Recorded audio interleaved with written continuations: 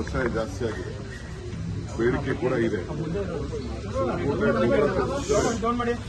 ನಮ್ಮ ರೈತರಿಗೆ ಒಳ್ಳೇದಾಗ್ತದೆ. ನಾವು ಈಗಾಗಲೇ ಒತ್ತಾಯವನ್ನು ನಾವು ಮಾಡ್ತಾ ಇದ್ದೀವಿ.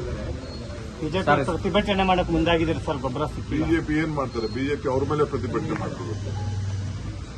ಅವರ ಅಗ್ರಿಕಲ್ಚರ್ ಮಿನಿಸ್ಟರ್ ಮೇಲೆ, ಅವರ ಫರ್ಟಿಲೈಸರ್ ಮಿನಿಸ್ಟರ್ ಮೇಲೆ ಅವರು ಪ್ರತಿಭಟನೆ ಮಾಡಬೇಕು. ನಮ್ಮ ಮೇಲೆ ಯಾಕೆ ಮಾಡ್ತಾರೆ? ಗೊಬ್ಬರ ನಮ್ಮತ್ತಿದೆಯಾ? ಗೊಬ್ಬರ ಇಲಾಖೆ ನಮ್ಮತ್ತಿದೆಯಾ? ಗೊಬ್ಬರ ಫ್ಯಾಕ್ಟರಿ ನಮ್ಮತ್ತಿದೆಯಾ? ಏನಿಲ್ಲ. ಗೊಬ್ಬರ ಇರೋದೆಲ್ಲ ಅವ್ರ ಕೈಲಿ, ಅವ್ರು ಕೊಡೋದು ನಾವು ಹಂಚೋದಷ್ಟೇ. ನಾವು ಹಂಚೋದ್ರಲ್ಲಿ ಏನಾದ್ರು ತಾರತಮ್ಯ ಮಾಡಿದ್ರೆ ಎಲ್ಲ ಲೆಕ್ಕ ಇದೆ. ಯಾವ ಸೊಸೈಟಿಗೆ ಎಷ್ಟೆಷ್ಟು ಗೊಬ್ಬರ ಬಂದಿದೆ, ಯಾವ ಡಿಸ್ಟಿಕ್ ಗೊಬ್ಬರ ಬಂದಿದೆ, ಎಲ್ಲ ದಾಖಲೆ ಇದೆ. ಎಲ್ಲ ಪರಿಶೀಲನೆ ಮಾಡಿ ಎಲ್ಲರಿಗೂ ನೋಡ್ತೀವಿ. ಪಾಪ ನಾವು ರೈತರಿಗೆ ಸಹಾಯ ಮಾಡಬೇಕು ಅಂತ ಹಿಂದೆ ಗೊಬ್ಬರ ಕೊಡಕ್ಕಾಗದೆ ಸರ್ಕಾರ ಇದ್ದಾಗ ಗುಂಡಾರಿಸಿದ್ರು. ನಾವು ಯಾವ ಕಾರಣಕ್ಕೂ ಆ ಕೆಲಸಕ್ಕೆ ಹೋಗಿಲ್ಲ, ನಾವು ಹೋಗುದು. ಸರ್, ಇವತ್ತು ಸಿಎಂ ಜಿಲ್ಲಾವಾರು ಸಭೆಯನ್ನ ಮಾಡ್ತಾ ಇದ್ದಾರೆ. ಬೆಂಗಳೂರಿನ ಶಾಸಕರ ಸಭೆಗೆ ಇನ್ನೂ ಕೂಡ ಸಮಯ ನಿಗದಿ ಮಾಡಿಲ್ಲಲ್ಲ, ಯಾಕೆ ಸರ್? ಈ ಸಭೆಗೆ ತಮಗೆ ಆಹ್ವಾನ ಇಲ್ಲ ಅನ್ನೋದು ಚರ್ಚೆ ಆಗ್ತದೆ ಸರ್. ಚರ್ಚೆ ಏನು ಅವಶ್ಯಕತೆ ಇಲ್ಲ. ಸಿಎಂಗೆ ಏನು ಅಧಿಕಾರ ಇದೆ, ಅಧಿಕಾರನ ಅವರು ಪ್ರಯೋಗ ಮಾಡಿಕೊಂಡು ಕೆಲವು ಎಂಎಲ್ಎಗಳಿಗೆ ಕೆಲವು ಸಮಸ್ಯೆಗಳನ್ನ ಕೇಳಲಿಕ್ಕೋಸ್ಕರ ನಮ್ಮ ಸಚಿವಾಲಯ ಸಾಹೇಬರು ಅನೇಕ ವಿಚಾರಗಳನ್ನು ಅವ್ರ ಗಮನಕ್ಕೆ ತಂದಿದ್ದಾರೆ, ಎದುರುಗಡೆ ತಂದಿದ್ದಾರೆ, ಕರೆದು ಮಾತಾಡಿದ್ದಾರೆ. ತಪ್ಪೇನಿಲ್ಲ. ಕೆಪಿಸಿಸಿ ಅಧ್ಯಕ್ಷರು ಡಿಸಿಎಂ ಆಗಿದ್ದಾರೆ, ತಮಗೆ ಆಹ್ವಾನ ಇಲ್ಲ. ಲೆಕ್ಕದ್ದೆ ಆಯ್ತಲ್ಲ. ನಿಮ್ಗೆ ಕಷ್ಟ ಅಲ್ಲ, ನಮ್ಗೆ ಕಷ್ಟ ಇದ್ದವರು ನಿಮ್ಗೆ ಕಷ್ಟ ಜಾಸ್ತಿ ಆಗಿದೆ. ಎಲ್ಲ ಸಭೆಯಲ್ಲೂ ನೀವು ಸಿಎಂ ಡಿಸಿಎಂ ಒಟ್ಟಿಗೆ ಸಭೆಯಲ್ಲಿ ಇರ್ತಾ ಇದ್ರಿ. ಆ ಕಾರಣಕ್ಕಾಗಿ ಈ ಸಭೆಗೂ ತಾವು ಇರಬೇಕಿತ್ತು ಅಂತ ಬಯಸುತ್ತಪ್ಪ ಅಂತ. ನನಗೆ today chief ministers meeting party general secretary consulted all the legislators. They wanted to have spoken in detail and raise a lot of concerns that has been given to the Chief Minister. The Chief Minister will discuss on these issues. As far as Bangalore is concerned, we have a separate agenda for it. We will discuss later. I have also spoke to the Chief Minister on this issue because Bangalore needs a lot of financial support for all the MLAs. I also had a separate meeting with some of the legislators.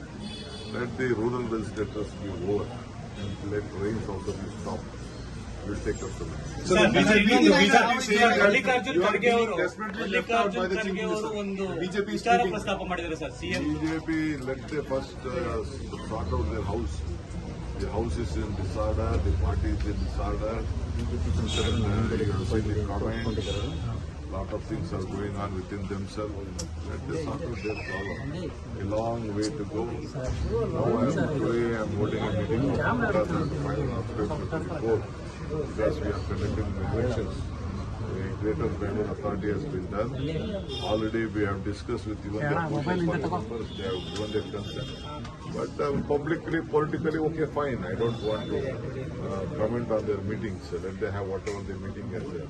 In the interest of Bangalore, in the interest of the entire the state, we have divided for the better administration, and even their voices have been heard in this issue.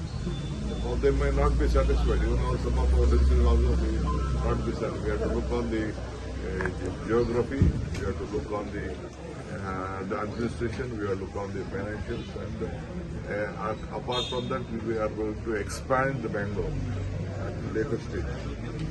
CM ಆಗಿಲ್ಲ ಅಂತ ಮಲ್ಲಿಕಾರ್ಜುನ್ ಖರ್ಗೆ ಅವರು ಬಹಳಷ್ಟು ನೋವಾಗಿ ತಪ್ಪೇನಿದೆ? ಅವರ ನೋವು, ಅವರ ಭಾವನೆನ ಹೇಳ್ಕೊಳ್ಳೋದು ತಪ್ಪೇನಿದೆ? ಅವರೊಬ್ಬ ಸೀನಿಯರ್ ನಾಯಕರು ನಮ್ಮ ಪಕ್ಷಕ್ಕೆ ದುಡಿತಾರೆ, ಅದರಲ್ಲೇನು ತಪ್ಪೇನಿಲ್ಲ. ಅವ್ರು ಮಾತಾಡೋದು ಯಾವ ತಪ್ಪು ಇಲ್ಲ, ಅವ್ರ ಭಾವನೆ ಹೇಳ್ಕೊಂಡಿದ್ದಾರೆ. ಇನ್ನೂ ಅವಕಾಶ ಇದೆ. ಚರ್ಚೆ ಮಾಡ್ತಾ ಇರಲಿ, ಚರ್ಚೆ ಮಾಡೋದ್ರ ತಪ್ಪೇನಿದೆ? ಚರ್ಚೆನೂ ಮಾತಾಡಲಿ, ಏನ್ ಬೇಕು ಅವ್ರವ್ರ ಅಭಿಪ್ರಾಯ ತಿಳಿಸ್ತಾರೆ, ಬಟ್ ಪಬ್ಲಿಕ್ ಅಲ್ಲಿ ತಿಳಿಸಬಾರ್ದು.